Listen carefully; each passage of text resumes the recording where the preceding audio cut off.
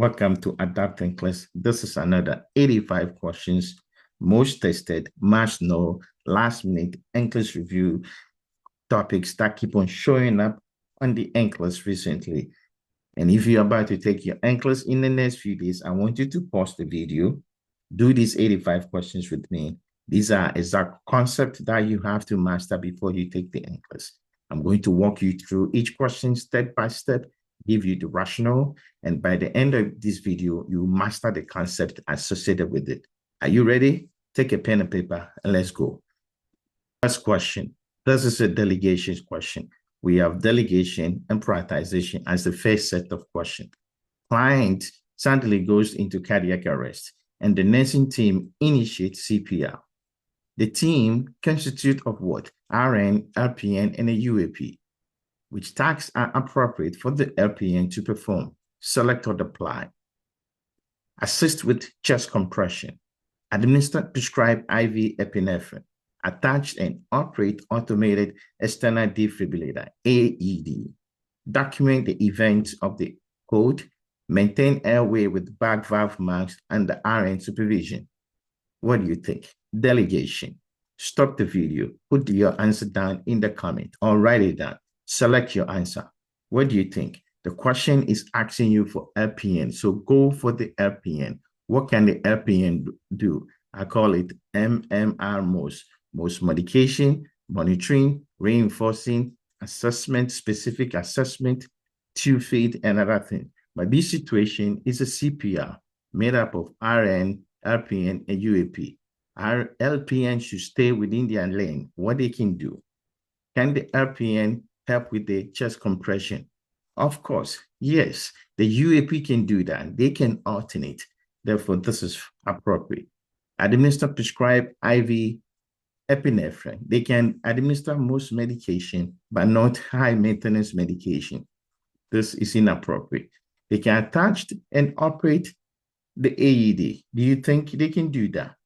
They can attach the AED, but they cannot operate it. Decision to shock is usually done by the RN. It requires judgment and somebody with high operative understanding of the situation. So either the RN or the provider who is running the code. The LPN should not be delivering shock. They can attach it, cannot operate an automated defibrillator by giving the patient a shock. It's not appropriate at this time. Document the event of the code. Most of the time, this will be done either by the LPN or the RN. So this is okay. What? Maintain airway with the bag marks and the RN supervision. They can still do that. Therefore, which two things they cannot do and which one they can do? Therefore, they can assist with chest compression. They cannot give IV epinephrine. They cannot operate the AED, but they can document the event of the code and they can maintain airway. Those are the right answer. And this is the explanation. Attach and operate an AED. While LPN may be trained in that way, defibrillation decision is done by the RN or advanced provider who is responsible for the whole situation. So that's the one, they cannot do that. Number two, which of the following tasks will appropriate for nurse to assign to a UAP? Same thing. Monitor abdominal wound for infection, obtain vitals of a client who just returned to the ward after esophageal gastroduodenoscopy. Explain the importance of surgical masks to family members before entering droplet isolation room. Obtain vital signs during transfusion after the initial 15-minute monitoring period. What can the UAP do? The UAP is just ADL and anything that does not require too much thinking. Monitor, the word adjective is gone. It's a wrong answer. Obtain vitals for a patient who just came from surgery, inappropriate. Explain, that's like require higher level of thinking. They are not responsible for that. The only thing they can do after 15 minutes of blood transfusion, the risk of transfusion reaction is gone. And therefore, the nurse can allow the UAP to take vitals. So that's the one they can take. A nurse is caring for 4 clients with suspected appendicitis. Prioritization question. You have to divide it and then figure out which one is in trouble. Which client should the nurse assess first? Who do you want to assess first? Basically, divide them into two.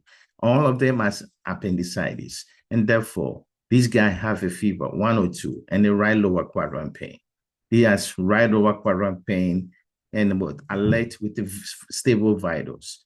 This patient has right lower quadrant pain when you palpate the left lower quadrant. This is Robsy sign.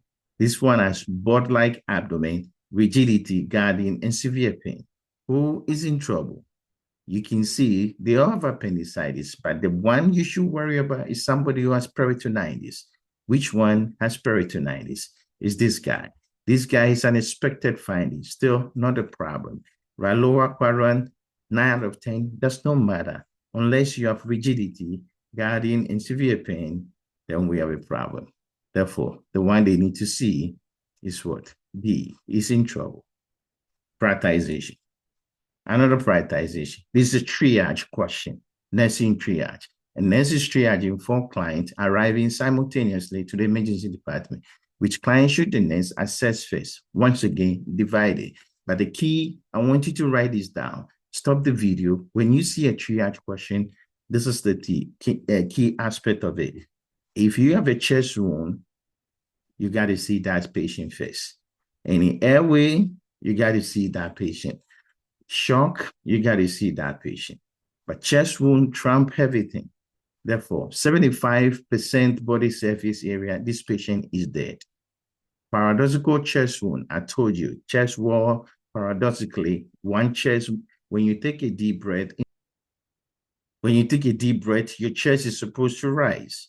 But this paradoxical, it does not do that. This may indicate multiple rib fractures. That's the problem. Patient has bowel evisceration. Don't worry about it. There's injury to the abdomen and the bowel are coming out. Fine. I said what?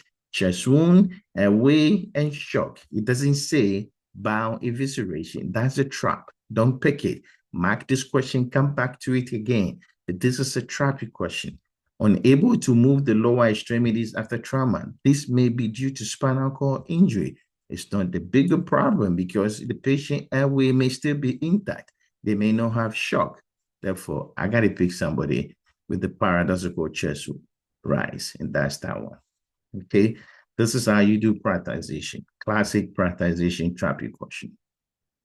And this is caring for 4 laboring clients. This is maternity prioritization. Which client should the nurse assess first? Once again, break them into 2. They are all 36 weeks. What is going on? Pay attention. A 36-week gestation client is in labor with temporary increase in what? Fetal heart rate above baseline. What does that mean? A 36-week gestation client in labor with gradual decrease in fetal heart rate after the peak of contraction, returning to what? Baseline after contraction ends. 36-week gestation client in labor with abrupt decrease in what? Fetal heart rate, variable in time when related to cord compression. A 36-week gestation in labor with gradual decrease in fetal heart rate that mirrors the contraction. This is a hard one. It's maternity. You got to put it together. It's fetal heart monitoring. And then you have to define what I've given you. I did not want to give you the actual name of what is happening and describe it. And therefore, let's look at what is happening. They are 36 weeks. Cancel it. This is how you break it down. Then you see what is happening. They are in labor. Everybody is in labor. Okay, what exactly is happening? Temporary increase in fetal heart rate above baseline. This is acceleration. That's all. Gradual decrease in fetal heart rate after the peak. So when mommy contract, after the peak, baby heart rate decrease. This is late decel.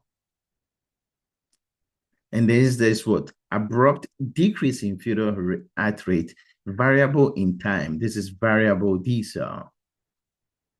And this one is what? There's a gradual decrease in fetal rate that mirror with contraction. This is early deceleration. So we have early deceleration here.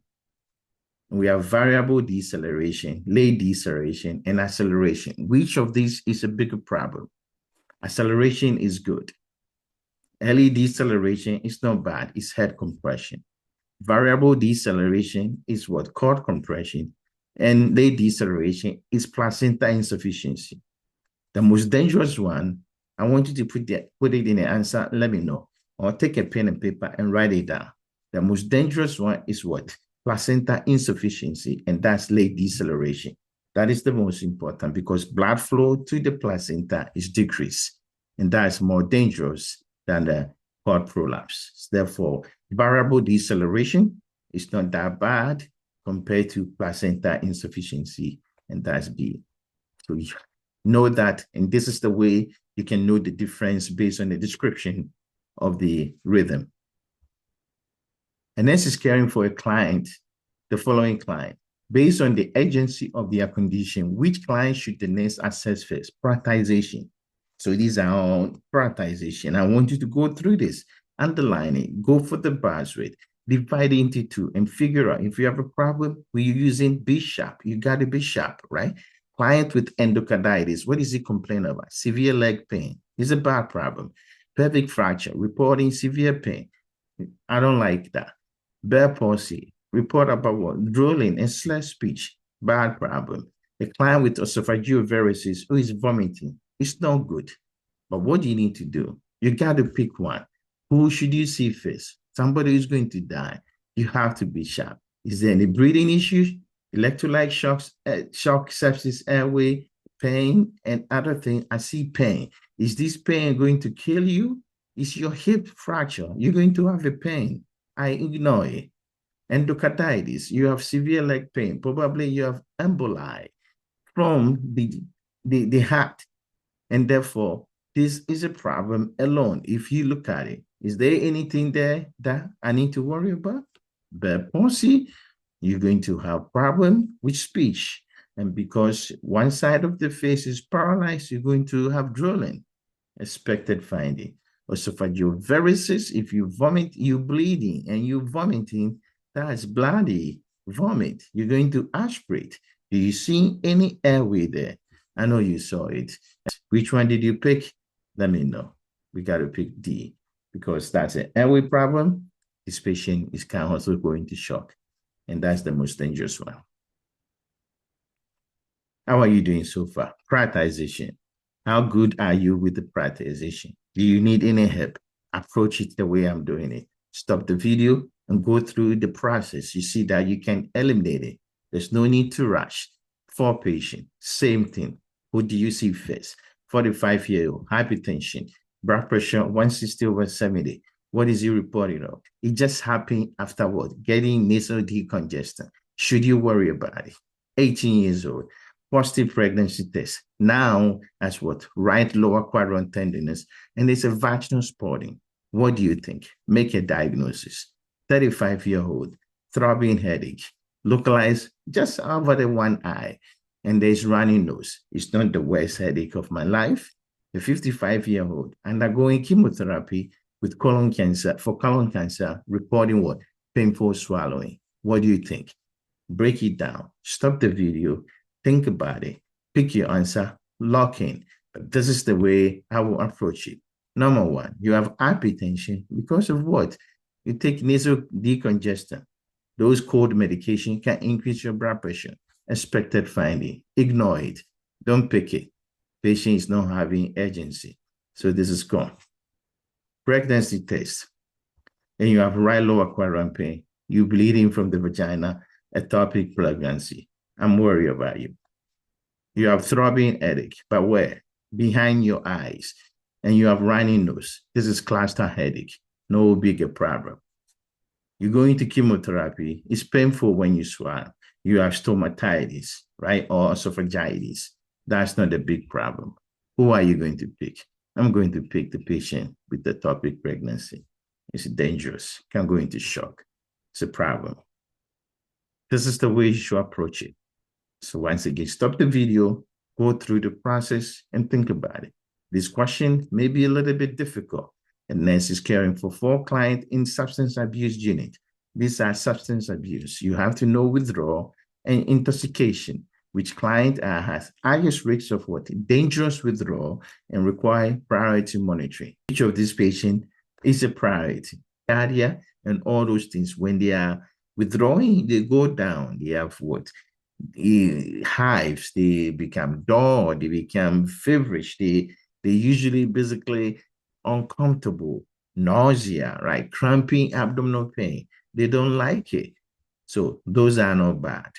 But the downers, when they're withdrawing, you can go into seizures. Not every downer. Opioid doesn't do that. When opioid is a downer, but withdraw, your symptoms may do what? Go up a little bit, but not usually you have diarrhea and other symptoms, but not seizures. Benzos and alcohol can cause seizures. So they are the most dangerous withdrawal symptoms that you should worry about. So I pick up benzos. So those are the ones you should worry about. And these are the explanation. Sudden cessation of benzos can cause seizures, tachycardia, and dangerous central nervous system excitability. Other ones are usually uncomfortable, but they are not dangerous. Downers are more dangerous. Alcohol and benzos and barbiturate, when you withdraw, they are more dangerous. Number 9, an infant has been admitted with what? Acute encephalitis. Which assessment the nurse should prioritize? Respond to verbal stimulation, level of consciousness, ability to maintain airway and pupillary reflex. Stop the video, think about it. Don't jump the gun. Think about the question. They said the kid is a newborn, is a kid, is an infant, what? Has acute encephalitis. Encephalitis is the brain itself that is what? Infected. Your brain is surrounded by your meninges, and then your skull, right? The brain itself, when the brain is affected, meningitis doesn't affect your brain. It affects the meninges. When the brain is affected, we call it encephalitis. Therefore, if you have encephalitis, which one is more dangerous? Respond to verbal stimuli, level of consciousness, ability to maintain airway, or pupillary reflex. The best thing, when your brain is affected, your brain controls your airway. Therefore, the most important signs and symptoms is your airway, not how you respond to verbal. Even if you worry about respond to verbal, the GCS, the motor function, is more important than verbal. Level of consciousness is the overall GCS, but your airway trump everything. Pupillary reflex is a motor function. It has nothing to do with how bad is the encephalopathy. And therefore, C is the right answer. But you have to change it in the way that will make sense to be able to answer the question. Number 10 questions so far. How are you doing? A client just experienced a seizure. Patient just had a seizure. What is the nurse priority action? What do you think? Place the client on the side, insert an oral airway, restrain the extremities, administer anticonvulsant. What do you think? Patient just a seizure. What should be your priority? Do you place them on the side? Do you insert oral airway? Do you restrain them? Or what? Administer anticonvulsant. They just had seizure. You got to protect their airway. Which answer choice require you to protect the airway? Medication will take time. Restraining is the problem. Therefore, A and B. Inserting something to the airway, they will aspirate. Therefore, place them on their side. All these questions are content related, very straightforward. I want you to go with take the key concept and use it to answer the question. A client present with what? Active nosebleed. A key word is what? Nosebleed. And is what? Ongoing. What should the nurse do first? What are the key things you do with nosebleed? What do you think? Tilt your head back, apply ice to the neck, pinch soft part of the nose and lean forward, and insert nasal packing. We've been taught multiple times, when you have nosebleed, tilt your head back. Wrong answer. You're going to aspirate. The blood go back to your throat, and you have a problem. Therefore, A is gone. Nasal packing, you can apply pressure in the better way. Ice to the neck. Your neck is not the one that is bleeding. What? Pinch the nose, lean forward, hold continued pressure, 15 minutes. If that doesn't stop, you go to the emergency room. So this is the right answer. A client arrived at the emergency room after a house fire. Saturation is what? 100%. What should the nurse do first? There is a burn in the area or fire in the area. Patient was there. And what is the problem? His sat is 100% and he's in the emergency room. What do you want to do? Give them oxygen, check their carboxyhemoglobin, obtain ABG, encourage coffee. The concept here, write it down. Don't want you to forget, when they give you a question about what somebody involved in a house fire, why they there, their oxygen saturation does not matter anymore. Whether it's 100%, 110% is never going to be 110%. But just let you know, the normal does not matter. The most important, even though saturation is 100%, give them an oxygen. And therefore, don't check their oxyhemoglobin. It will just tell you how elevated their carboxyhemoglobin is elevated. And that means carbon monoxide poison. Because of that, we need to give you a bunch of oxygen. Therefore, oxygen non-rebreather. Case study. How are you doing? This is next generation case study, nursing case study, NGN NCLEX case study. Sit back. Let me show you how I usually approach it. This is a 6-member question. I know it's intellectually challenging. When you see a case study, step back, be free, relax, don't stress, read the question, and then answer it what they've been giving you.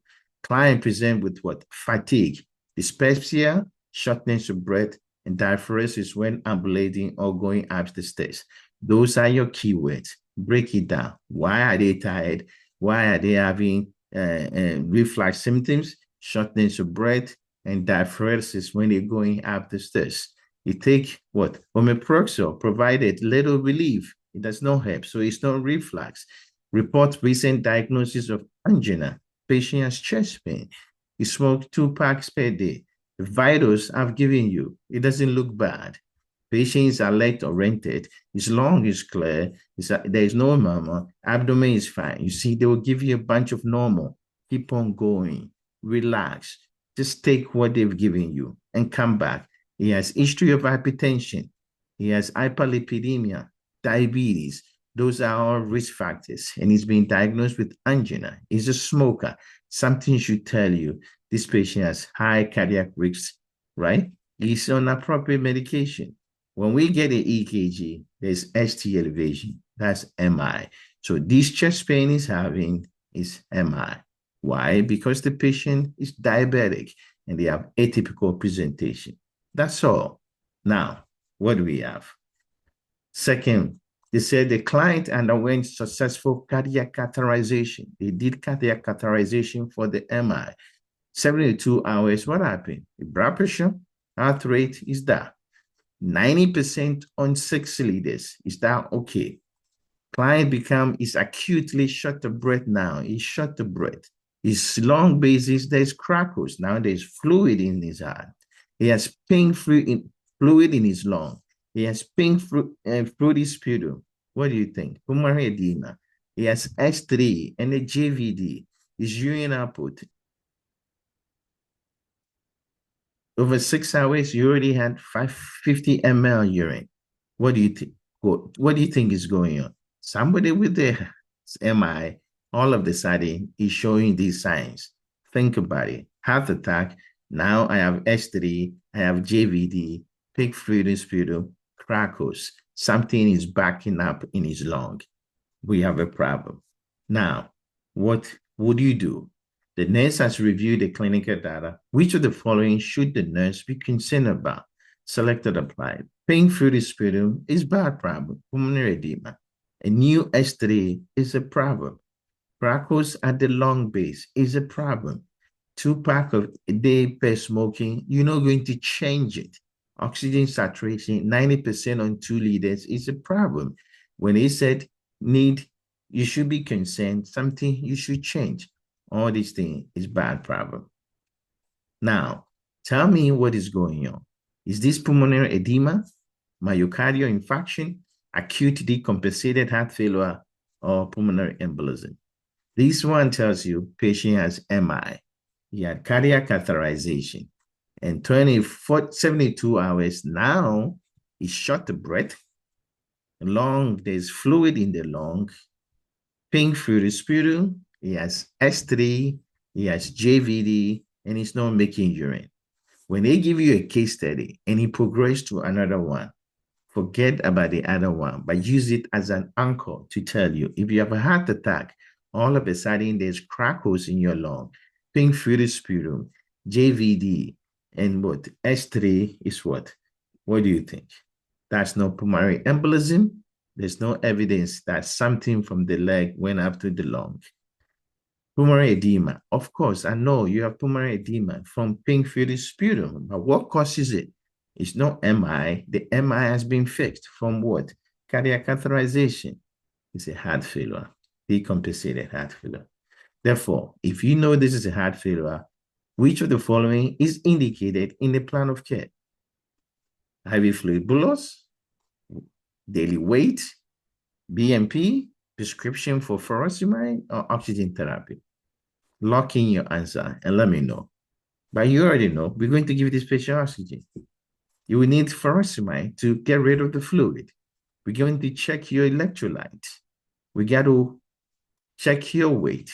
We're not going to give you IV fluid bolus because what? You have too much fluid into the system. Now, a healthcare provider has ordered IV furosemide for the client. IV furosemide. This is pharmacology. You know pharmacology, pharmacokinetics of what? Furosemide. Which of the following should the nurse include for safe administration of furosemide? Select or apply. What do you know about it? It's a diuretic, loop diuretic. Should you assess blood pressure before administering? Should you monitor for tendinitis? Should you monitor for serum electrolyte? Do you give as IV push over 1 to 2 minutes? Do you encourage the client to take the medication at night? Furosemide, diuretic, you're going to pee a bunch of urine output. You should not tell them to take it at night. You should not give it too fast. If you give it too fast, they have autotoxicity. D is wrong. You will need to monitor the electrolyte, check for hearing problem, and assess their blood pressure. Those are the things you would do. Now, what is the problem? Drag each information. The client presents with this information. So what do you think we need to do regarding that? A client was prescribed the following medication at discharge. Match the major side effect with the appropriate medication. So he was given furosemide, digoxin, spironolactone, and naloxone. Which one you should match with side effect? Furosemide, what does it cause? It causes hypokalemia. Digoxin, what does it cause? Heart block. Spironolactone, what does it cause? Hyperkalemia. And naloxone, you have angioedema. Those are the pairing that you should expect in this particular question. How are you doing so far? This is case study. Case study are like that, and you got to go with the flow. Next one. What is the question? The client is ready for discharge. Which of the following the nurse should include at discharge? What are you going to tell them? Somebody who have a heart failure now after MI, what are you going to tell them? Call your PCP if your necklace suddenly does not fit anymore. Do you call your doctor when your necklace does not fit? Check your pulse 1 full minute before taking your enalapril. Is that instruction you should provide to the patient? Transition from sitting to standing position slowly. Should they do that? Avoid too much banana. Should they do that? Take antiemetic if you have nausea. Should they do that? Remember the medication they have, the digoxin, enalapril, spironolactone, and furosemide. If you take antiemetic because you have nausea, I'm worried about it. It may be due to what? The digoxin. That's not a good teaching. You should avoid too much banana because you take spironolactone and enalapril. This can increase your potassium. Even though you take furosemide, that will lower your potassium, you still need to worry about it. You should transition from a sitting to a standing position because of what? Orthostatic hypotension. You should check your pulse 1 full minute before taking enalapril, not enalapril. What? Digoxin. Call your PCP if your necklace sadly does not fit anymore. That's angioedema. You should go to the emergency room. Therefore, which answer choices are? C, and D. And this is the case, end of the case study. As you can see, it was a heart attack, progressed to CHF, and we managed CHF. These are concepts you should be familiar with and be flexible, as the NCLEX will take you everywhere they want. Now, management of care. A nurse administer a double dose of dansetron to a client with what small bowel obstruction by mistake. The nurse immediately informed the client of an error and documented which ethical principle is the nurse demonstrating: beneficence, non-efficiency, fidelity, and veracity. Ethics is coming, whether you like it or not. Be comfortable with it, because management of care constitutes over 15% of your test. Therefore, let's get to it and master it. What do you think? This is what? Is it beneficence, non-efficiency, fidelity, and veracity? What did she do? A mistake was done and told the patient, I did a mistake. I'm being what? Truthful. Which one? You being truthful is veracity. And that's all. You don't have to overthink it. You're telling the truth, right? Fidelity is what? You keeping your promise. She never kept a promise. The case doesn't indicate that. Beneficence, she's not doing good. Non-efficient, she's not doing harm. Therefore, this is veracity. The nurse is documenting after a client fall, patient fell. What do you do? Which entry is appropriate? How do you document? 4. Incident report completed. Is that appropriate? Client fell due to nurse error. What do you think? You're blaming somebody. Client found on the floor, provider notified. Is that good? Detailed narrative only in the incident report. Look, incident report supposed to be factual. Which one is factual?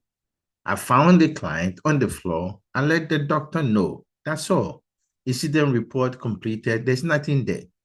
Client fell due to nurse error. You blaming somebody. Detailed narrative only. That's not appropriate. This is the way to document. This is good documentation. Which statement made by the nurse about incident report is accurate? I'm going to hit you there multiple times until you master incident report. And these questions is like you are in the NCLEX, rare NCLEX. The same question keep on coming, but I'm testing different angle. Nurse has attended staff education about incident report. And what do you think they think? They are part of a medical record. Is incident report part of medical record? Write it down. They are used for quality improvement. Is that true? Write it down. They are shared with the client. Does the client need to know? They assign blame. Do you think they do that? What do you think? I know you know it, but this is the right answer. They don't assign blame. They are not shared with the patient, because then the patient will have access to that and they can sue you.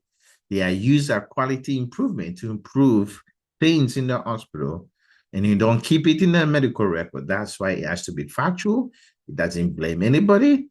Patient does not know about it, and you don't put it in the medical record, therefore, and you use for quality improvement.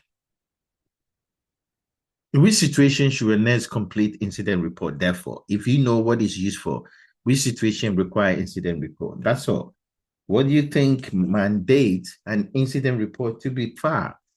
Client is dissatisfied about it, everything. Medication error that was corrected before it caused a problem. Near miss. Unexpected client fall. Delay in mail delivery. Well, if I bring your food late, your dissatisfaction, I don't care. It does not change anything for me to file incident report. 1 and D are saying the same thing. Now, A and D are saying the same thing. B and C are different. B is what? Near miss, and C require incident report. If you fall, actually fall, there's an injury. We got to report it compared to a near miss.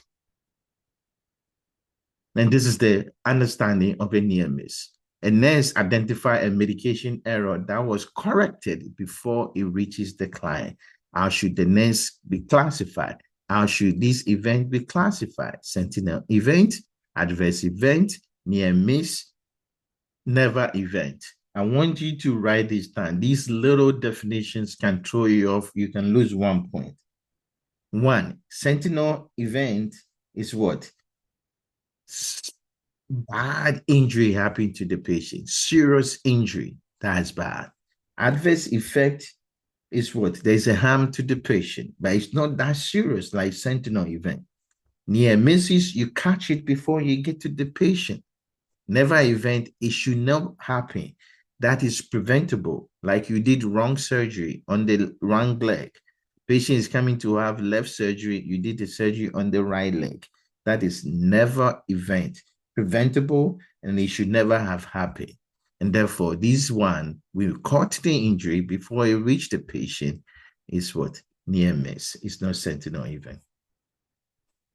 And nurse prepared to draw blood from a client. I'm drawing blood from you, which action demonstrate implied consent. Think about it. Imply means what? There's a key word I'll show you. Sign a consent form, verbal agreement, extending the help, family approval. Which one indicate implied consent? These management of care questions are really, really hard. But if you know them, you are way above your peers and ready to pass the NCLEX. What is implied consent? Does that mean you sign something? Does that mean you talk about it? Does that mean you just extend, you expressed without no talking or writing or family approval? Two things, two consent. There's the expression consent. That means you said, okay, I agree, I talk about it, or I write it, I sign consent. Versus imply. Imply is your action without not talking or writing. Therefore, this is when you extend your arm for the blood to be drawn, it means you have an implied consent. When you go to the lab to have your blood draw, you go and sit down and you take your clothes and you extend your hand. That is implied. You don't sign the consent. And that's why it is the right answer. A nurse is preparing a client for surgery who has legal provided informed consent. Who should be able to do that? A nurse is preparing a client for surgery who can legally provide informed consent. Who can legally provide informed consent? A sedated client, 17-year-old sergeant, an adult whose GCS is 10, a family without a legal authority. Concept. Once again, take the concept and use it. What is the concept of informed consent? You have to be competent. You have to be alert. You should not have any sedation. You should not be a minor. Well, sedated patient, wrong. 17-year-old army sergeant is, even though he's less than 18, is emancipated. Therefore, minor is good. If he has to go to war and kill himself, he should be able to sign for his own consent. DCS of 10, you confuse. And a family member without a legal authority, you can't sign. Therefore, sergeant should sign the consent. And this is evaluating outcome of intervention to promote ethical practice. Like I told you, management of care, right? Good content here to know which outcome indicate effectiveness. The nurse make decision for the client. The client participates in care decision. The family direct care for a competent client. The nurse avoid discussing treatment option. Which one indicates effectiveness about promote ethical principle? Write this concept down.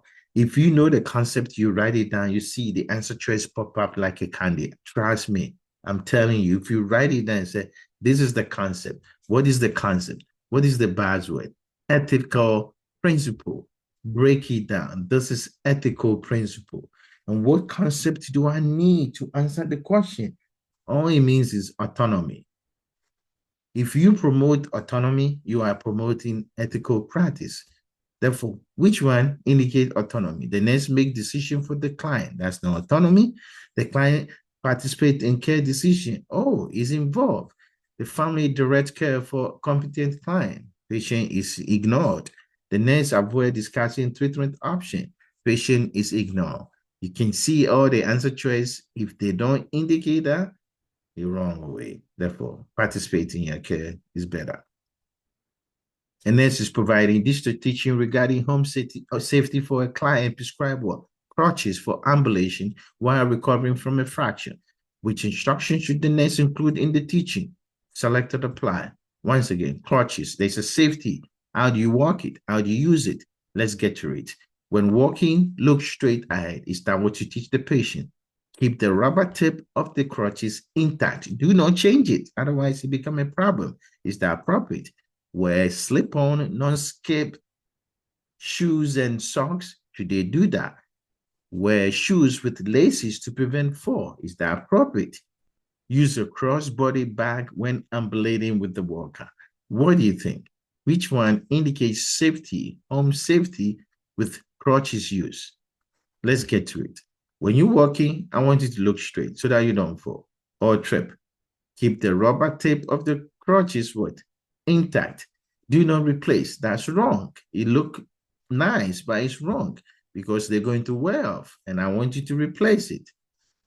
Otherwise, you trip over. Wear slip-on, non-skid shoes and socks. That's good. Wear shoes with laces. You're going to trip on the laces. Don't do that. No lace. Use a cross-body bag when ambulating. All it means is have a backpack at your back so that you don't have to use your hand. You can free your hand and use your free hand to use the walker and ambulate. So those are the right answers you should do. Which action by the nurse caring for a client in self-restraint require intervention? These are what? As you can see, safety questions. We move to safety, and these are strategy safety questions. Remove restraint every 2 hours. Is that what you should do when you're talking about this problem? Ensure 2-finger spacing. Is that good for restraint? Assess skin integrity. Tying restraint to a movable part of the bed. Require intervention. That means they're doing something bad. If I have to place a restraint, where would I place it? Of course, remove the restraint, check neurovascular check every 2 hours is good. And if you put 2 fingers in it, that's a good thing. You check the skin integrity every 2 hours. A movable part of the bed go up and down, and it can cause injury to the patient hand. You should not put that. You should put the restraint, tie it to the movable part of it. You can see 24 questions so far. We're on safety. Safety and infectious control are big. I choose topics that usually shows up. That when you go take the NCLEX, you're going to get prioritization, you're going to get management of care, then you're going to get safety and infectious control. These alone, almost 40%. We almost 35%. Then we bring in risk reduction, physiological adaptation, you're already 80%. That's what your test is about.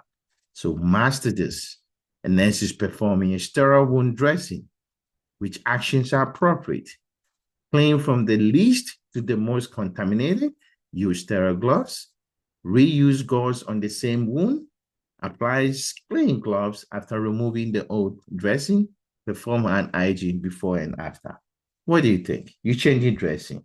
Of course, I'm going to do hand hygiene. And I'm going to clean from the least contaminated to the most, because if I move from the most to the least, the whole thing becomes contaminated. I got to use the sterile gloves. I should not reuse the gauze on the same wound. It's infected. And I should apply clean gloves after removing the old gloves and use clean gloves. Those are all safety things that you should be comfortable. Which intervention should be included in the client plan of care?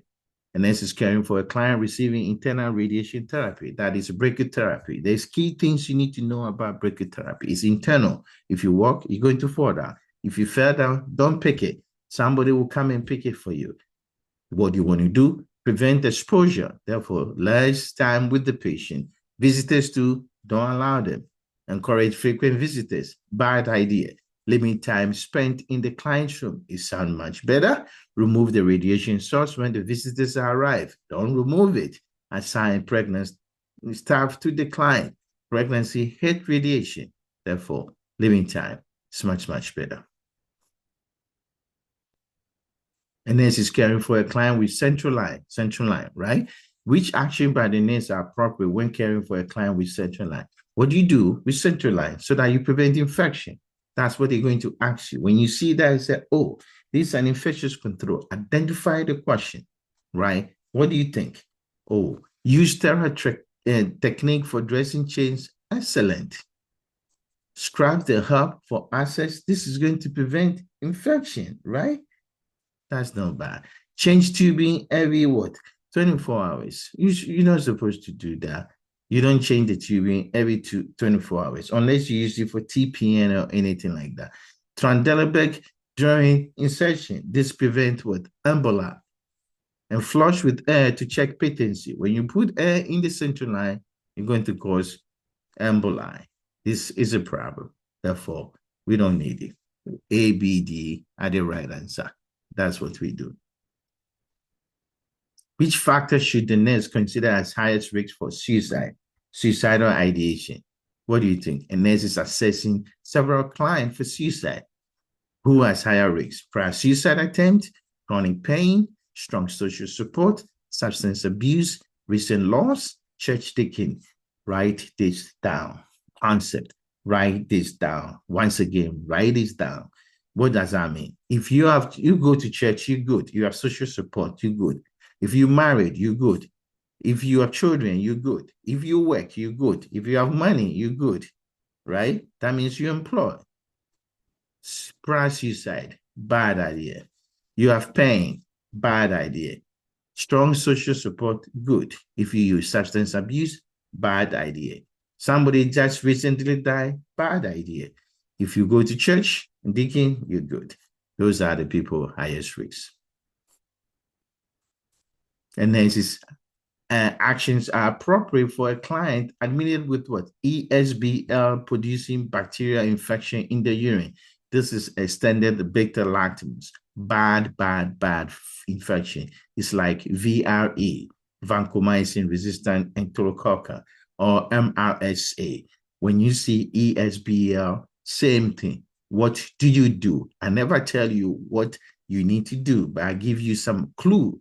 These are the little concepts I'm talking about that keep on showing up in this NCLEX practice question. Last minute quick review for your NCLEX 85 questions, NCLEX review questions.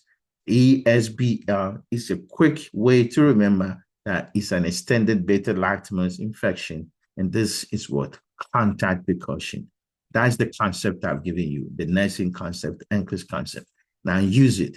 Place the client on contact, right? Perform an hygiene before and after. Assign the client to a private room if possible. Don a gown, gloves, and non-sterile masks when provided routine care. Clean and sanitize equipment with alcohol before it is used for the next patient. Let me know. Put down your answer in the comment section. Stop the video and type your answer for question 28. Let me know. What do you think? What do you think for this? What do you think? It's a contact precaution, so bring the patient in contact. You have to perform an hygiene and after. It's fine. Assign the client to the private room if it's possible. Do you wear a gown, gloves, and non-sterile masks for contact? You wear gown, gloves, but not sterile masks. Therefore, you don't need non-sterile masks. You don't need the masks for contact. And then when you use equipment, it has to be disinfected, non-clean with alcohol. Alcohol is not enough. Therefore, these are the answers. A, B, C are the right answer. B and E are tricky, but don't fall for them. As you can see, we move from safety to infectious control. Which room assignment does the nurse initiate for a client who is hospitalized for what? Treatment of what? Rubella. Once again, what do you think rubella is? A private room with the positive airflow, standard precaution. Private room with the standard and droplet precaution. Private room with the negative airflow, standard and airborne, and a private room with standard and contact. Rubella is a droplet. I'm going to look for a droplet precaution. D, he has contact, wrong answer. C, he has what? Airborne, wrong answer. A just has what? Standard precaution. I'm picking this one. Which client required the nurse to wear N95, one gown, gloves for routine care, and then assigning rooms for several clients? Which one the nurse is supposed to use this PPE? C. diff, active TB, varicella, or measles? What do you think? Step back. Don't panic. Infectious control is straightforward. N95, That means what? Airborne. Gown and gloves. That means contact. We need airborne and contact precaution. C. diff, contact, wrong. Active TB, airborne, wrong. Varicella, need contact and airborne. Rubella, need airborne. And therefore, C is the right answer. This one requires some critical thinking, but if you know these concepts, you see, like, it's straightforward. It's just what they need and what you should worry about. Ready for another case study. This is a bowtie question. Straightforward. Let's make it easy. Same thing. 65-year-old admitted with what? Fatigue, headache, nausea, and confusion. Those are buzzwords. I want you to write them down because underlying them will help you. Fatigue, tired, headache, something is wrong. Nausea and confusion, something is going on in the brain. Patient has poor appetite and recent weight loss. Bad problem. Over the past 2 months, he's losing weight. He has persistent cough. He has all these signs and symptoms and lung problem. Something is going on in his lung, right? The next note, low urine output. How can you have lung problem and then you can't pee? These are his vitals. He look cathetic because there may be something in his lung. His lung caused at the lung basis. Abdomen soft, there's no mouth. But when you look at his lab, his sodium is low. Serum osmolarity is low, right? Urine osmolarity is high. His urine sodium is high.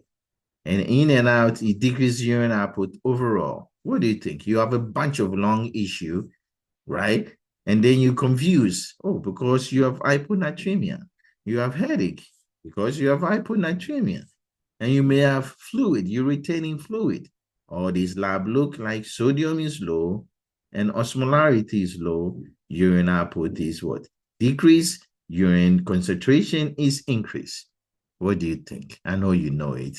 This is endocrine case study. And this is what? What do you think this is? This is a bad problem.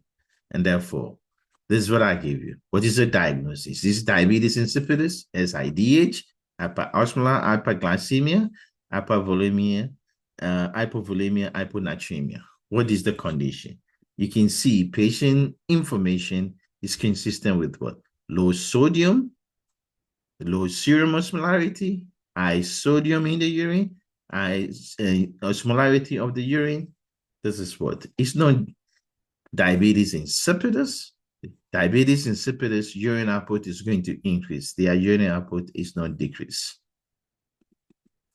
SIDH, urine output is decreasing, and your sodium is going to decrease. So you have confusion, consistent. HHS, what do you think? Glucose, I will have given you glucose. There's no glucose. And hypovolemic hyponatremia, they'll be dehydrated. There's no evidence of dehydration. Therefore, this is SIDH. If this is a SIDH, sodium is low, 120. We need to give you some sodium. How? 3%. And we should not encourage fluid because you're fluid overloaded. We don't give you desmopressin because that's ADH. We don't need it. We initiate seizure precaution. Normal saline is not good for that hyponatremia. You need 3% to correct it as soon as possible. And therefore, if I'm giving you 3%, I'm giving you, and you're fluid overloaded, hey, I'm going to monitor your electrolyte and your neurological status so that you can improve from what is going on. Blood glucose is for HHS and concentrated urine. Your urine will be dilute. When I correct the problem, I want you to pee. So the urine will be diluted. You're not going to be fluid overloaded anymore. This is bowtie, ladies and gentlemen. This is the way you should approach them. Be comfortable, go with the concept, know what is in the case, find it, put it together, and you'll be fine. And let's note variable deceleration, maternity question on the fetal monitor. What action should you take? Then you write your VHOP mind. You say, variable, what do I do? Right? This is variable deceleration called prolapse. I need to do something. And I write my lion, right? Lion. ION. right? And therefore, what you do first, if they have Pitocin, you decrease it, you don't increase it. If they have oxygen, they need oxygen, you give it to them. You may have to reposition them and notify the provider. But look at the line. Provider is the last person, oxygen, and then IV fluid and position. Therefore, I'm going to change the position first before I do anything. So let's change the patient position. And this is caring for a client with what? Preeclampsia, with finding support progression to HELLP syndrome. Platelets 25,000, 250,000, AST of 105, HDL, and a white count of 12,000. These questions are not difficult, but there's a concept. When you see it, you know it, it just pop up like a candy. HELLP syndrome means what? Hemolytic, elevated hemolysis, elevated liver enzyme, and low platelet, right? Hemolysis, elevated liver enzyme, and low platelet. This platelet is normal. This is good.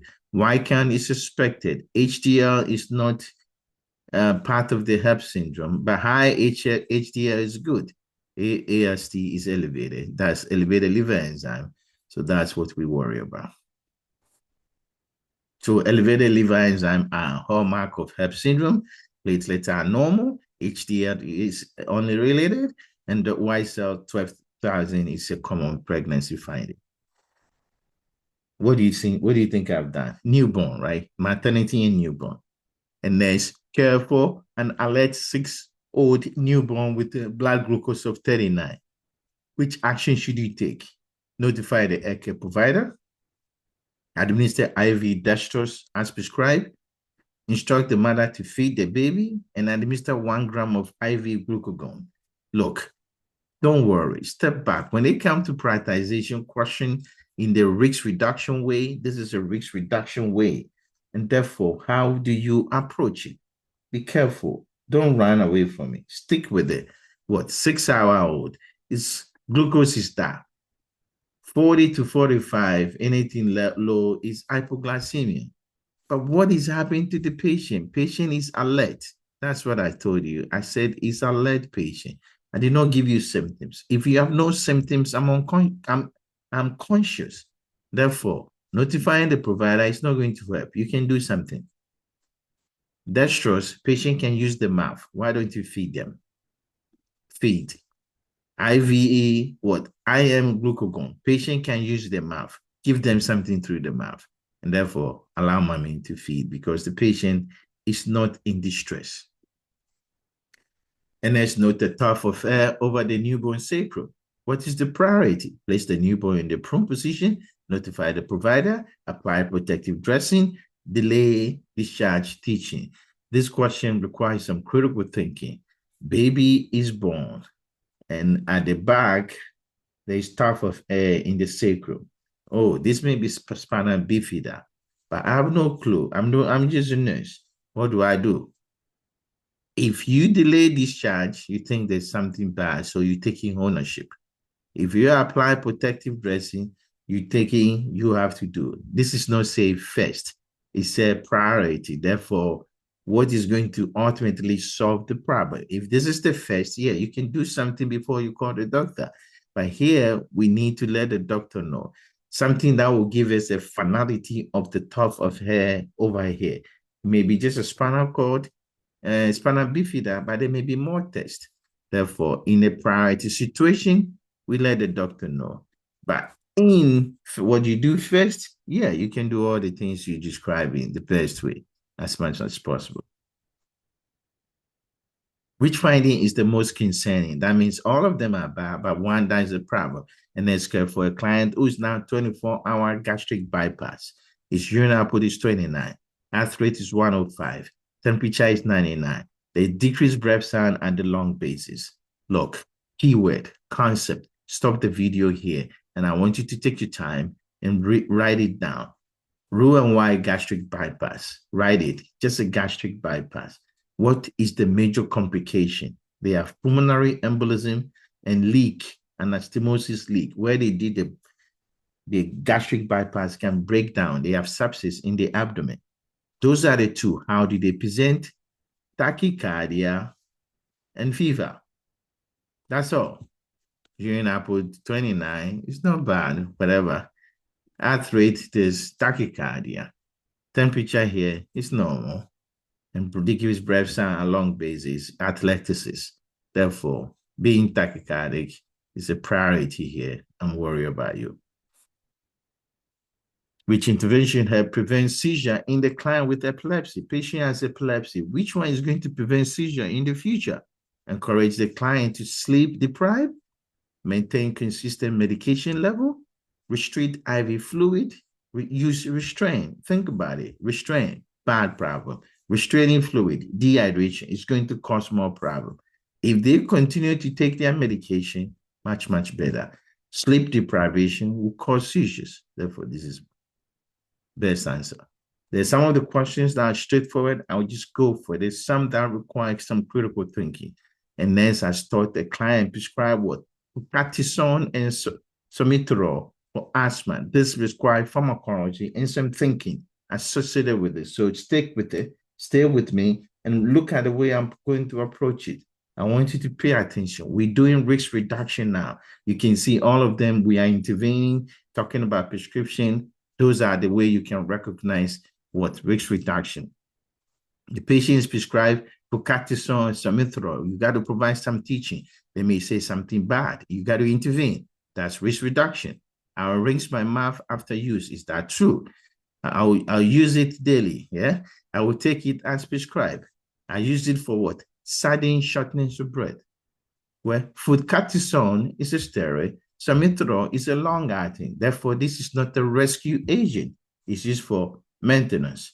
Therefore, rinsing your mouth is to prevent trash with a steroid. Use it daily, yes, because it's not a rescue. It's for maintenance. I will take it as prescribed. Good thing. But if you take it, sudden shortness of breath, that's what? Acute problem. It's not used for acute problem.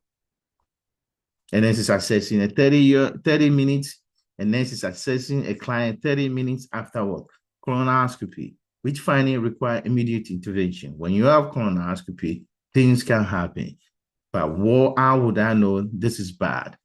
Risk reduction, mild cramping, flatulence, rigid abdomen, sleepiness. You have sedation, you're going to get sleepy. Don't worry about it. If you give you gas, you're going to pass it out. You're going to have cramp from the gas. But if you have rigid abdomen, you have perforation. Risk reduction, bad problem. Sepsis. Which finding is most concerning? Therefore, the same thing.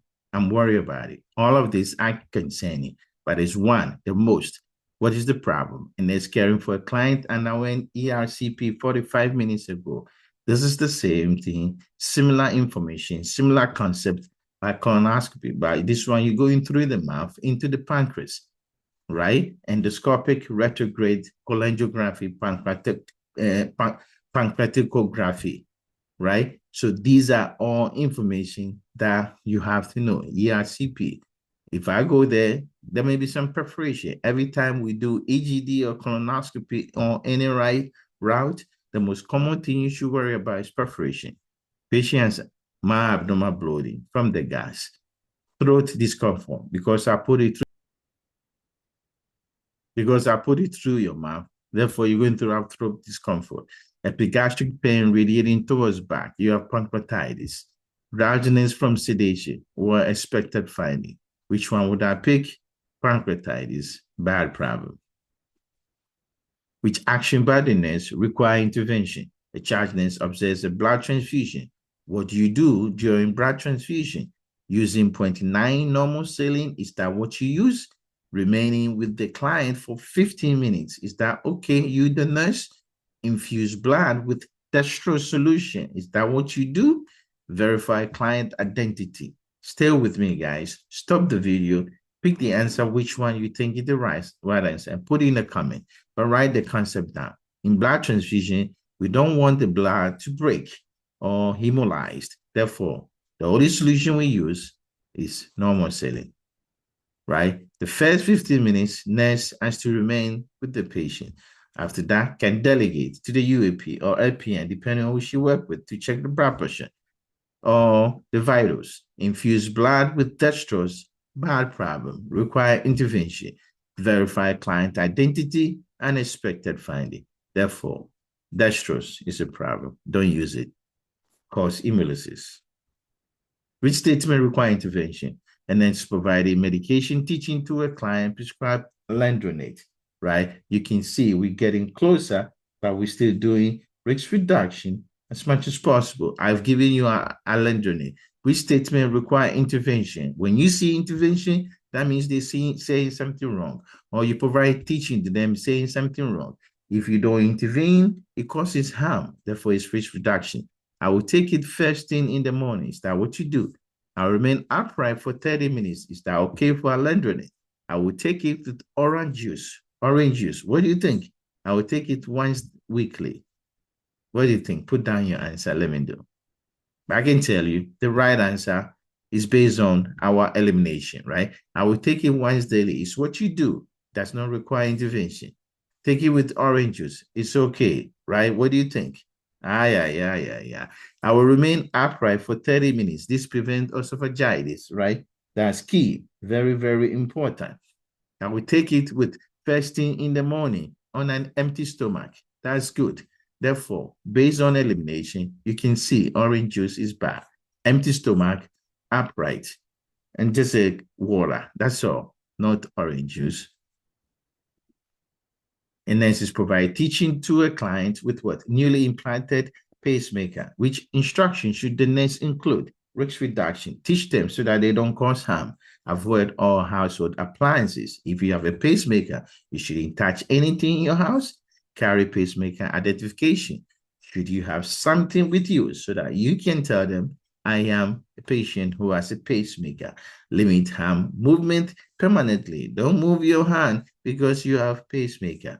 Avoid MRI only during the first month. That means if you get a pacemaker, only 1 month, you should not avoid MRI. That is false. You're going to avoid MRI for life because most of them are not MRI compatible. Therefore, that's what we do.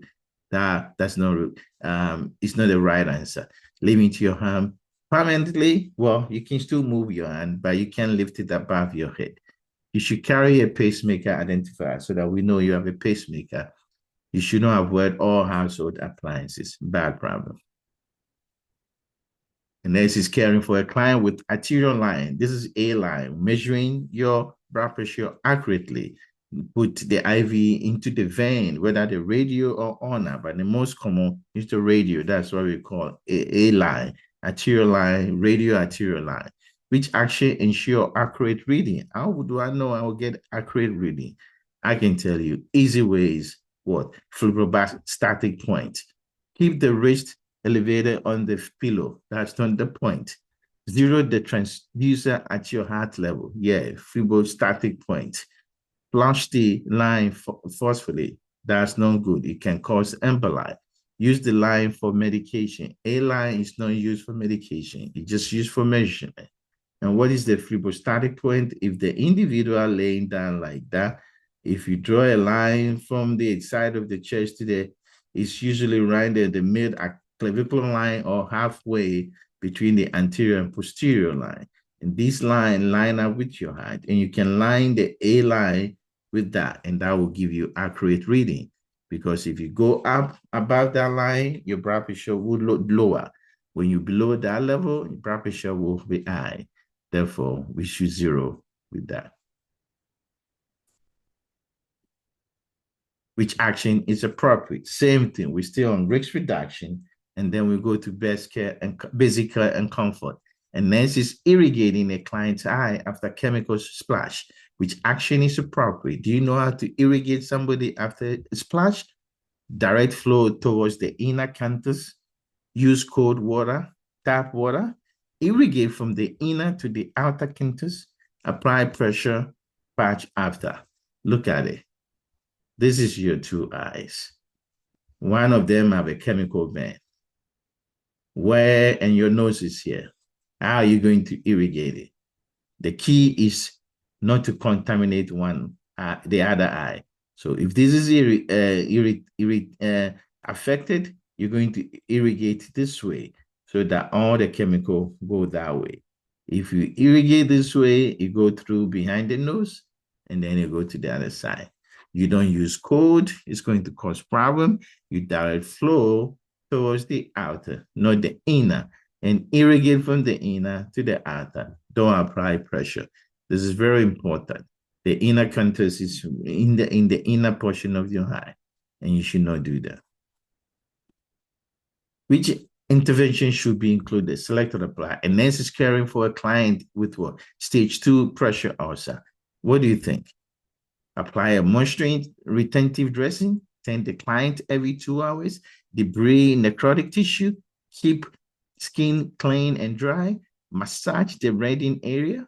What do you think? How do you care for a patient with stage 2 sacral DQ? Let me know. If you're caring for this patient, basic care and comfort, what do you want to do?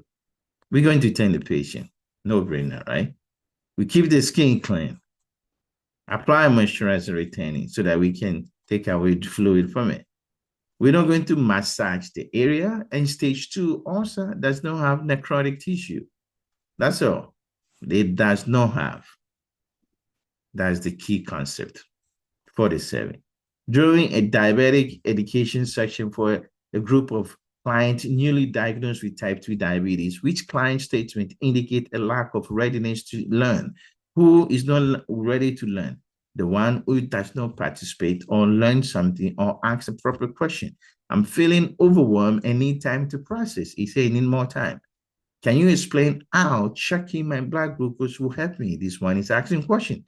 I want to learn how my diet affects my glucose. I want to know more about the process. I'm ready to start making changes to manage my diabetes, about to make changes. You can see all these three are doing something positive towards a good goal. This patient said, I need more time. I'm not ready. What is the priority action? That means there's a bunch of things you can do, but the one that will help the patient most. And there's note that client has breathing score of 10, that's bad. Anything less than 12 is bad. That means you got to initiate what? Soft tissue injury as soon as possible, prevention. What is the next action? Reassess in 24 hours. Too late. Patient has a breathing score of 10. Apply a moisturizer barrier. Implement pressure injury prevention measures. Document the score. A and D are not doing anything. This one doing something. Moisturizer is not going to prevent it. Which finding is best indicator of what? A nurse is evaluating a client nutritional status. Which one tells you this is my nutritional status, basic care and comfort? Your weight, your blood pressure, energy level, and skin color. Which one is more factual, tangible? You can measure. I can measure skin color. I cannot measure your energy. Neither is your blood pressure. It fluctuates. Therefore, the best way is daily weight training. It's more accurate. It's more objective value. Others are all subjective. Which assessment is the priority? That means you got to take action that will save the individual. And this is assessing a client with meal. That means, why do I need to help you? If you're eating, major risk of eating is what? Aspiration. Your cultural preference, I don't care too much about it. Ability to chew and swallow. Hey, that one is important. Otherwise, you're going to have airway issue. What? Favorite calorie intake. It's not that big a deal. Your favorite food, I don't care. I want to know if you can chew or swallow so that you don't aspirate. 50 questions. How are you doing? I'm checking in and see how you're doing. How is your score? Are the question challenging? That's the purpose. These are the concepts. Like I said, it's a quick review, NCLEX practice question, more tested, commonly tested, nursing concept. You got to match to them. Straightforward. Another one. Which behavior indicate ineffective coping? That's care and comfort. They can be trippy, but you got to master them. And next is assessing the client who is experiencing stress. Ineffective coping, that means it's the same question we saw, but in the different form. The increased language changes.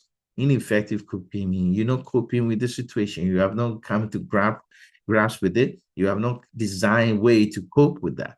Asking questions, I want to know more. Refusing prescribed care, hey, does not want to participate. Seeking help, want to know more. Using realization technique, the patient has figured out things that work. And therefore, what do you think is the best answer? Not getting prescription medication is not good. Refusing it. Which IV fluid should the nurse anticipate? A nurse is reviewing prescription for a client with what? Sodium of what? 124. That's a bad problem. Bad problem, emergent problem. We got to do something as soon as possible. Therefore, what do you want to do? That is the idea. What do you think you should do? This is IV fluid. Then after that, we get to physiological adaptation. Sodium is low. We should not give them anything that is lower than normal saline. Normal saline will not correct that sodium of 125. 4. We got to give them hypertonic. D5W will make this worse. Will dilute it. Half normal saline will dilute it. So for 3% is best. This is fluid electrolyte, and if you need more, check adapting class. I have a bunch of video practice questions to help you with fluid electrolyte. Which IV fluid is the most appropriate for this client? What is the question? A nurse is caring for a client who is dehydrated. That means you lose some fluid. For excessive vomiting and diarrhea, that means you lost a bunch of fluid. Assessment reveal the mucous memory is dry and the following: blood pressure is low, tachycardia is hypovolemic shock, right? And what is the problem? Sodium. Sodium is what? You can see it's too high. It's lost a bunch of fluid, and the creatinine is going up. Therefore, the patient is what? Dehydrated and losing a bunch of fluid, hypotonic fluid. Therefore, what are you going to do? Are you going to give them more sodium? Sodium is already in the 150s. You give them half normal saline. You give them D5W and lactate ringer. Because they are in shock, you got to give them something that will help. Lactate ringer will not help with the sodium. The best way is half normal, and this will decrease what? The fluid level. But in the end, they may need more, something that will help the sodium up. But at this point, they have the sodium is high. You can see 150. If you give them half, we give them normal saline, it will go up. They didn't have normal saline. That will bring the sodium down while hydrating them. It's very, very important. This is the explanation. Hypotonic is a hypotonic solution that helps replace free water and correct the hypernatremia gradually until you can provide enough sodium to maintain vascular volume. It's much, much better. This is very good. A nurse has attended staff education program about what? Syndrome of inappropriate antidiuretic hormone. Which of the following should the nurse expect in the lab value when caring for a client with SIADH? Look, these are the questions always trap people. If you know how to answer them, it's easy. SIADH, nursing. What do you think? You have too much ADH. You're going to hold on to water. Your water dilute your blood, right? And you can pee urine. So urine, there is no urine. So urine is decreased. If the urine come out, it's concentrated. I'm looking for urine-specific gravity that is concentrated. Do I see it? Urine sodium is what? Increase, but they say urine-specific gravity is what? Decrease. That's wrong. Your blood level, because you're retaining fluid, the osmolarity decreases. This said is increase. Wrong answer. Your urine output is going to decrease. Therefore, this is wrong answer. You can see, you can pee. Your serum sodium is going to do what? Decrease. It said it's increase. That's wrong. Therefore, there's only one answer there. It's a selector apply. If you select more, you're going to get 0. This is very, very important. These are how you master them. Which action should the nurse take? Selected apply. A nurse is caring for a newborn receiving phototherapy for hyperbilirubinemia. Cover the infant eye. Monitor axillary temperature. Apply lotion to the infant skin. Tend the infant frequently. Provide water regularly to maintain hydration. Keep radiant warmer on a high heat setting. If you stay here, question 55, with adapt NCLEX, that means you've made it. That means you learn it. That means I want you to take a pen and paper and write this one down. Stop the video because this is high yield. Phototherapy keep on showing up and therefore master them. Okay? The answers are traps, but it's better. In this therapy, we cover the kid eyes and the genitalium to prevent damage. The rest of the body is exposed. We got to monitor the temperature, the auxiliary temperature. Lotion to the infant skin. Lotion absorbs heat. You burn the kid's heat body. We don't want to do that. Don't do that. Turn the infant frequently. Yes, so that the whole body gets exposed. Provide water regularly to maintain hydration. No water because water is dilute. Baby is losing heat. He needs something that has electrolyte. So we give the baby formula or breast milk. So this is wrong. Keep radiant warmer on the high side. No, keep it at the low setting. So these are the right answers. And I want you to take a picture of this. When you see it anywhere, don't get it wrong. Which condition is most likely? This is mental health. What? Concept. Pay attention. These are traffic questions, but you have to look for the buzzwords.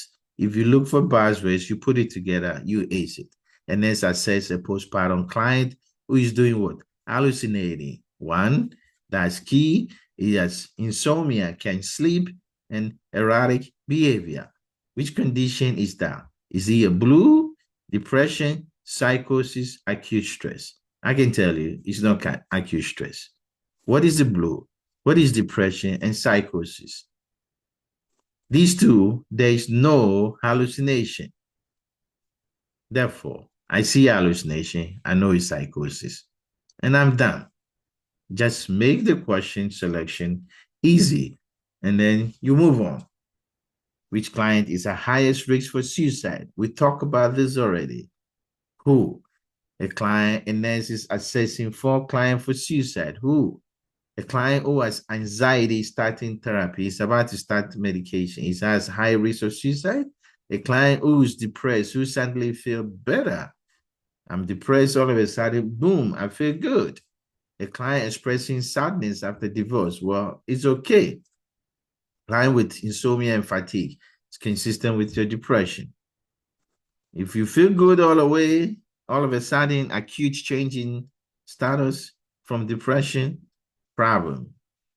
I don't like that. You shouldn't have acute change, improvement of your energy if you have depression. That's bad sign of suicide. And then it's assessing for client emergency room. Which client finding is most suspicious for abuse? Who is being abused? As you can see, we're doing mental health concept right there. And therefore, who do I know is being abused? That's all. Bruises on the shin in the toddler learning to walk. A kid who is learning to walk, he has bruises on his shin. Do you think he's being abused? Spiral fracture of the humerus in a 2-year-old. What do you think? Elderly clients with thin skin and ecchymosis. A teen with bruises from contact sports. Look at it. They are not traps. They are just to let you know that this is the way they will ask you. And then you said, I'm not going to get trapped. I've given you information. Teen who are bruises from contact sports, negative. If you have bruises because you're walking, negative. If you're elderly, your skin is going to be thin and ecchymosis, fine. But if you have fracture, spiral fracture, it's abnormal. That's trauma. Which response by the nurse is most appropriate? Therapeutic. A nurse is caring for a client who socially get assaulted and state, this is my fault. I should have fought harder. Blaming herself. You should have prevented what happened. That's what you tell her? Why do you think you are blaming yourself? No why answer choice. You did nothing wrong. The assault was not your fault. Re-emphasizing that you shouldn't blame yourself. Medicline failed this way after an assault. She's not medicline. Therefore, which one is therapeutic? This one. She's not blaming herself. You too, you shouldn't blame. She's blaming herself. You should not blame it. It's not your fault. That's the best therapeutic. Why answer is never good. And then she's preparing to administer sulfasalazine to a client. Which condition should the nurse recognize the medication is prescribed? What do you think? What do you think? Do you recognize that medication? We are on pharmacology, and you know pharmacology is my favorite. This is the medication I'm giving you. Sulfasalazine. Is it used for hypertension, urinary retention, glaucoma, and overactive? If you know oxybutynin, then you know sulfasalazine. So put them together. Oxybutynin. This is used for overactive bladder. They are anticholinergic. If it's an anticholinergic, we cannot use it for urinary retention because it will make you retain more urine. If you are anticholinergic, we cannot use it for OP angioglaucoma because you retain more of, it's going to worsen your glaucoma. We use it for overactive bladder to slow down your bladder, not for your blood pressure. Which of the following antibiotics should the nurse hold and give after dialysis? You have to know which medication we should hold and which we should give before dialysis. And there's a certain staff education program about antibiotic pharmacokinetics and hemodialysis. Which one you should hold? Antibiotics. You have your pen and paper? Watch for this mnemonic. I want you to take it, right? I want you to take this mnemonic with you wherever you go. I call it GVP, right? And what is that? Penicillin G, vancomycin, and what? What do you think is the rest? Gentamicin. So whichever. So gentamicin, vancomycin, and penicillin G, GVP. These are very, very small antibiotic. They are water soluble. So all water soluble antibiotic should be held before dialysis. Otherwise, they will be washed away. They can be diluted. Ceftriaxone, erythromycin, they are very big protein. They bind to protein. Therefore, they are not water soluble. And therefore, they cannot be washed out. So gentamicin, vancomycin, penicillin G should be held. Otherwise, they get washed out, the level will go low, and you get into trouble. And so that's the acronym to remember them. GVP, gentamicin, vancomycin, and penicillin. Every time you see that question, those are the one. Very small, low protein, mobile information. And I went further. I had other medications so that in case it's not only antibiotic, the nurse is preparing to administer morning medication to a client scheduled for hemodialysis. Which of the following medications should the nurse hold and be given after? Select and apply. Once again, which one should you hold? Small medication, that is water soluble. Those are the one you hold it. Which one for this one? Which one are you going to hold? Think about it. Same thing. Lisinopril is very, very small. So we're going to hold it. And we talk about vancomycin, we're going to hold it. Paracetamol and digoxin are big. There's big medications that they can bind to protein and they cannot be held. B complexes are what? Soluble, water soluble. ADE and F vitamins are not water soluble. But guess what? Since B complexes are water soluble, if you give them through the dialysis, they're going to lose a little bit, but at least you're supplementing it. Kidney patients need those vitamins. Therefore, you should give it to them, even though some of them will be washed out. That's the only difference. Even though it's water soluble, because it's a renal multivitamin, you should give it to them anyway. Therefore, you should not hold it, but give it to them, even though some of them will be washed out. question I put it in the community chat and only a few people get it, 33%. That means there's a lack of knowledge regarding NSAID.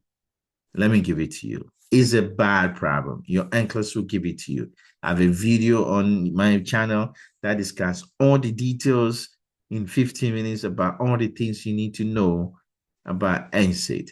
I want you to watch it so that when you see a question, you will not mix it again. They are good topic, you know, NCLEX love it. Or nursing school also not love it. Which action by the nurse indicate correct understanding? NSAID. NSAID decrease the risk of GI bleed. Is that true? Client taking NSAID should be monitored for decreased urine output. Is that okay? NSAID are safe to use in a client with chronic kidney disease. What do you think? Taking NSAID with food can help reduce gastric irritation. NSAID can decrease the risk of cardiovascular events such as stroke. NSAID work by increasing prostaglandin production. Put down your answer in the comments. Stop the video and let me know. But NSAID does not decrease GI bleeding. It causes more bleeding. If you take NSAID, it affects your kidney, so urine output will decrease. It is not safe for patients with kidney injury to take NSAID. You should take it with food to prevent gastric irritation. NSAID increases cardiovascular events, stroke. Therefore, that's something you should know. And it works by decreasing prostaglandins, not increasing. Therefore, know that these are key concepts of NSAID. Like I said, I have a video on my channel. If you watch it, you never go wrong with NSAID anymore. And nurse is monitoring a client taking allopurinol. Which finding is most concerning? Nausea, rash and fever, increased urine output, joint pain. Which one is concerning? Go back to the concept. What is allopurinol? Is a what? Sulfur drug. If it's a sulfur drug, what is the major complaint? What is the major condition that you should worry about? Stevens-Johnson syndrome. Do you see any Stevens-Johnson there? I see rash and fever. I don't like it. Therefore, I'm going to pick you. You have joint pain. You may take it because you have gout. But gout doesn't affect your joint. Which joint are they referring to? Joint of the big toe. I'm not going to worry about it because it's GI irritation. My nausea is okay.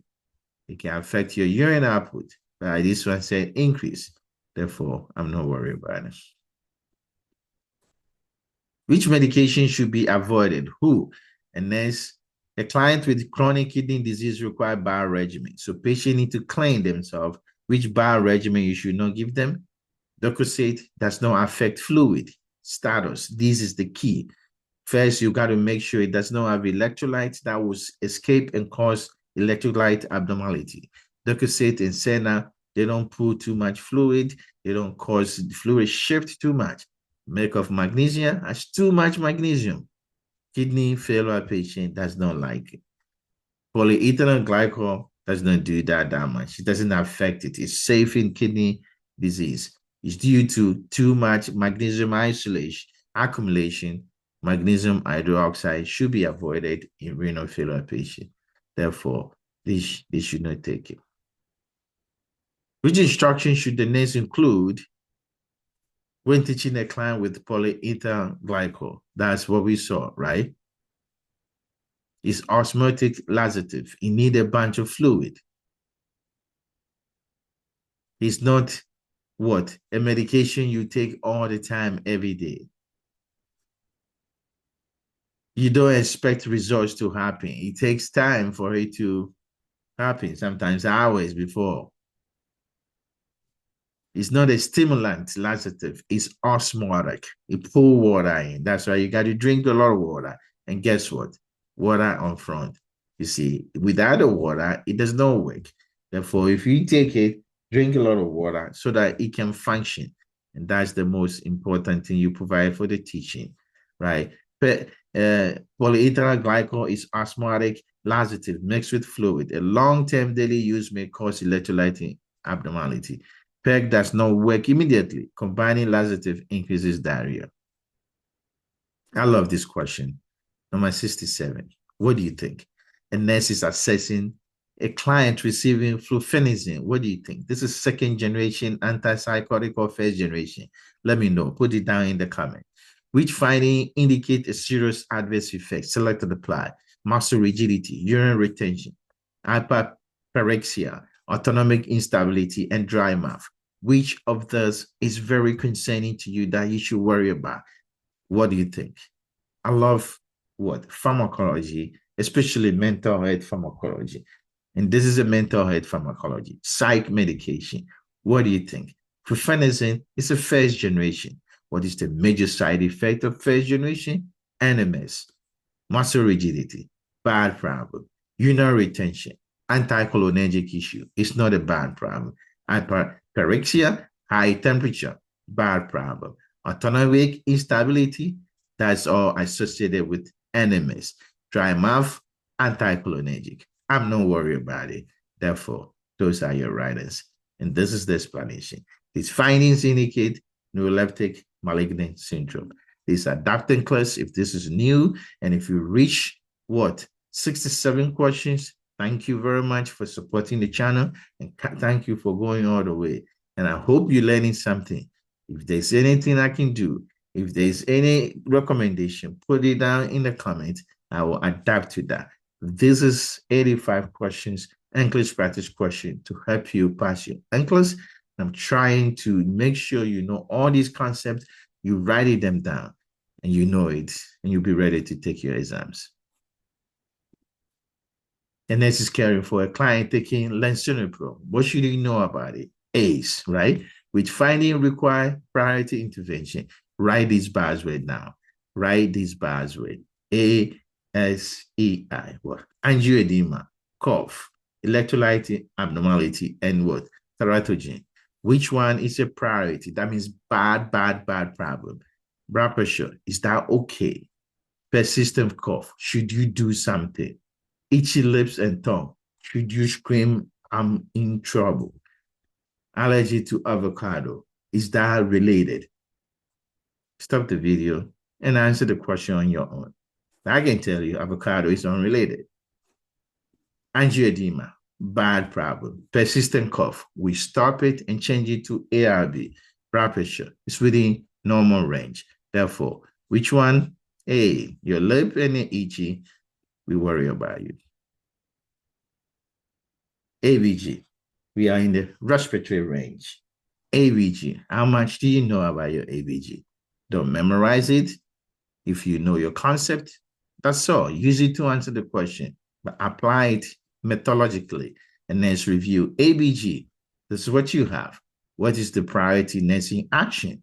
That means you have to do something about it after you get the results. What is the resource? pH 7.3. That's acidosis. Who is responsible? Is it CO2 or bicarb? Bicarb is normal. Therefore, CO2. This is a respiratory acidosis. That means how do you compensate? Blow it out. We're going to blow the CO2 out. I need to blow it out, right? Administered sodium bicarbonate is not going to help with that. The compensation is going to be metabolic alkalosis. But the best next thing it can do is to what? The CO2 is too high. What do? Improve the patient ventilation. Restricting fluid, giving a diuretic is not going to do it. They can blow the CO2 up, and that can help with the acidosis. 70. How are you doing? Same question, just interpretation of that lab work we already seen. You saw pH of 730, PCO2 of 50, and bicarb of that. This is what? An acidosis problem. Who is responsible? It's not the bicarbonate, it's the CO2. That's respiratory acidosis. Which one should you pick? Respiratory acidosis. This is 71. I love this question. It teaches you a lot of content regarding COPD patient. Which intervention is most appropriate? And this is planning nutrition for a client with COPD. You give them high calorie diet, high calorie, high protein, small meal, large meal 3 times a day, increase fluid intake with milk. COPD has very, very important things you should know. First, prevents too much CO2. High carbohydrate will give you too much CO2. Large male will distend their abdomen. They will have shortness of breath, and they have early satiety, and they will stop eating. Fluid will cause a bunch of diarrhea. Therefore, since they cannot eat that much, every time you get opportunity to feed them, give them high calorie, high protein, small meal. That's the key. Therefore, NCLEX tip, think small, frequent, high protein, high calorie for COPD to decrease their work of breathing and prevent weight loss. Which of the following are appropriate when teaching a client about what? Adult CPR. And then she's teaching you graduate about cardiopulmonary resuscitation, adult CPR. Very, very important. Which one should you include? In adult CPR, depth should be at least 2 inches. Every rate is going to be the same. If it's a single rescuer, it's 30 to 2, not 12 to 2. You should allow the chest to recoil completely, and you should check pulse no more than 10 seconds. This is all you do for adult CPR.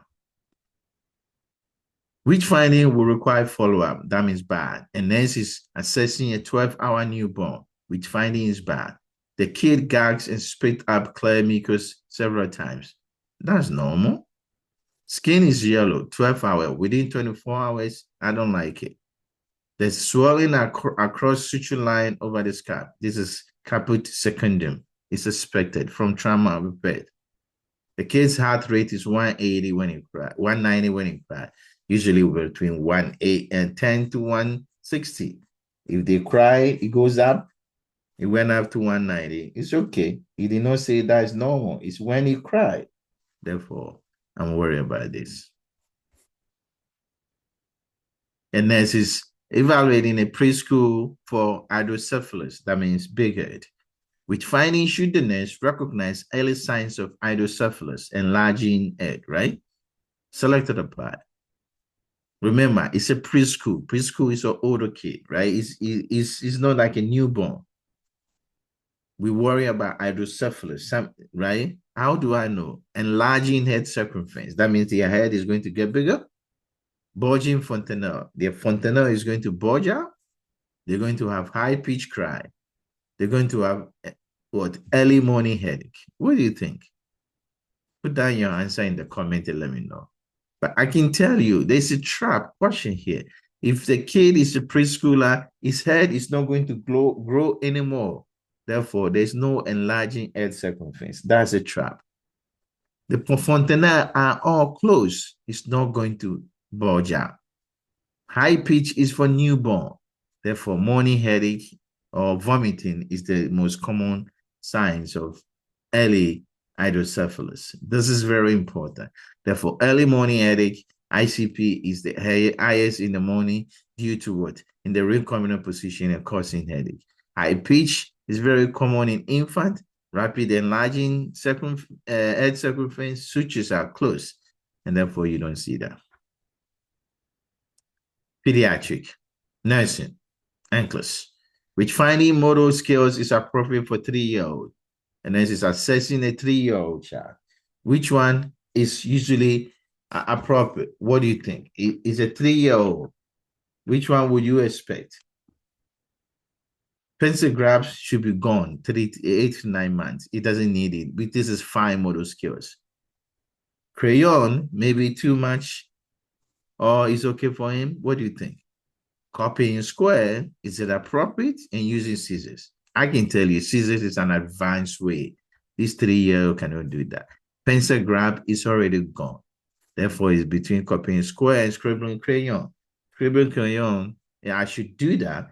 Copying square is like 4 to 5 years old. Therefore, the kid is not ready.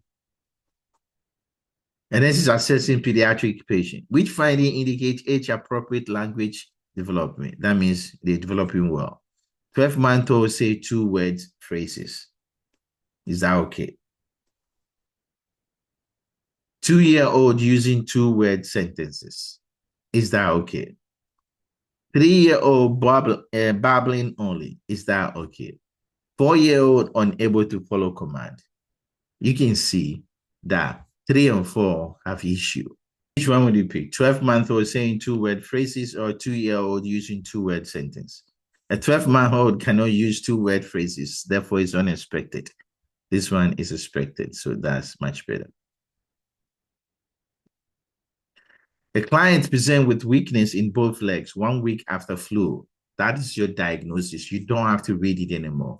1 week after flu, your leg is weak. On assessment, the client cannot move both the leg and the upper extremities, which assessment finding will be the highest for the nurse to report to the client, to the ACP. Severe leg weakness, decreased tendon reflex in both legs, slurred speech, numbness, and tingling. Look, if you have flu and you come back with leg weakness, upper extremity weakness, what do you think? Prioritization, NCLEX buzzword, connects to that. That is Guillain-Barré syndrome. I have a video recently in my channel. Please watch it. You know everything about Guillain-Barré. Easy, straightforward question. Flu, weakness, that's that. And what is the priority for this? Airway. Which answer choice indicate airway / speech? Last question. 78, because we do 2 case study that had up to what? 85. But what is your answer for this? Thank you for coming. Thank you for watching to the end. A preschool client has been admitted to what? ICU after brain injury, which assessment finding indicate the lowest level of function for this client. Head injury, lowest level for this. It's very, very important to understand the language in the question when he asks you. He has head injury, lowest level of functioning for this client. There's no response to painful stimuli, eye opening, confusion, and irritability. This is our GCS question, NCLEX GCS. Which one do you think indicate I'm doing good? You should pay more attention than that. Irritability and confusion has nothing to do with the functioning. These two, when you open your eyes or you don't respond to pain. Motor function on the GCS is the most important. GCS, I worry about what? EMV. The motor function is the most important. Therefore, if you're not moving, we have a problem. No response to painful stimuli is the right answer. Thank you for watching. 85 questions. These are last-minute NCLEX review concepts you have to master. Must know NCLEX questions that shows up. We've gone through everything I think they're going to ask you, from fundamentals, best care, comfort, what risk reduction, pharmacology, fluid electrolyte, case studies, NGN case studies. We talk about prioritization, delegation, management of care, everything. Risk reduction, my favorite, and of course, pharmacology. And I don't even forget mental health concept. You have everything. Watch this video multiple times in different segments. Take your time, go through all the concept, and write it. Good luck in your exams.